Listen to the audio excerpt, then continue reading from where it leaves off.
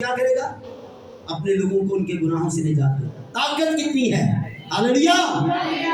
لیکن آج وہ دوبارہ آنے والا ہے، آج وہ دوبارہ بادشاہ بن کے آنے والا ہے، انصاف کرنے کے لیے آ رہا ہے، مارنے اور بچانے کے لیے آ رہا ہے۔ لیکن اس کے باوجود بھی آج پھر لوگ اسی طرح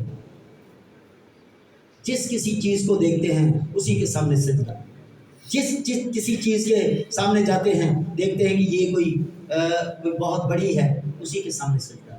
جاہلیت بائبل ہمیں بتا رہی ہے کوئی دوسرا نہیں ہے، ہاللویا! کوئی بھی دوسرا نہیں ہے۔ یہ ذرا غور کیجیے، یسایہ کی کتاب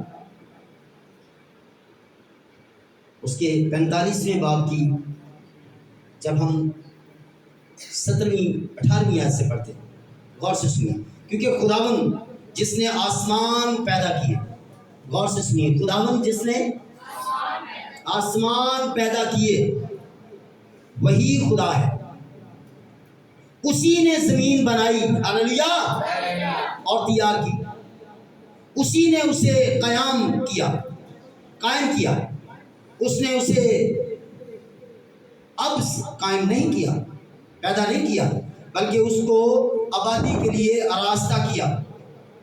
وہ یوں فرماتا ہے، میں خداوند ہوں اور میرے سوا کوئی نہیں، ہاللویا، میرے سوا کوئی نہیں۔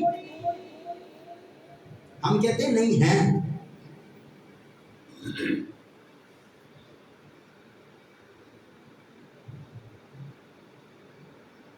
اب دیکھیں مقابلہ کس چیز کا ہے، خدا کا اور ہمارا۔ ہم کیا کہتے ہیں؟ خدا کیا کہہ رہا ہے؟ کوئی نہیں۔ خداوند فرماتا ہے میرے سوا کوئی نہیں، میں نے زمین کی کسی تاریک جگہ میں پوشیدگی میں تو کلام نہیں کیا۔ کیا ہمیں سمجھنا ہے؟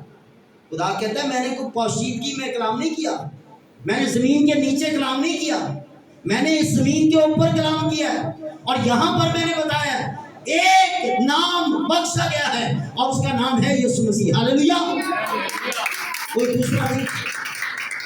خدا کہتا ہے میں نے کوئی پوشیدگی میں کلام کیا کہ تمہیں سمجھ نہیں آ رہی؟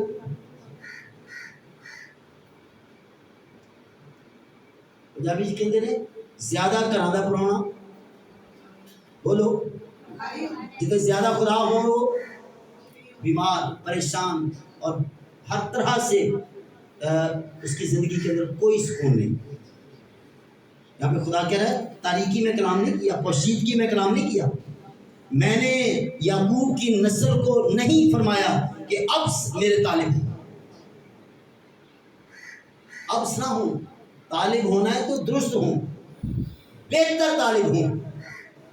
میں خداوند سچ کہتا ہوں، ہاللویا، اور راستی کی باتیں بیان فرماتا ہوں۔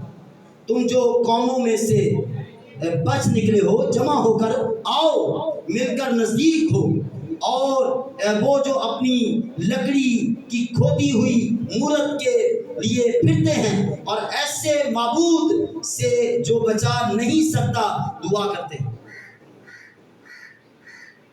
ایسا معبود دعا اس کے سامنے کرنی ہے لیکن وہ بچا نہیں سکتا، ہاللویا۔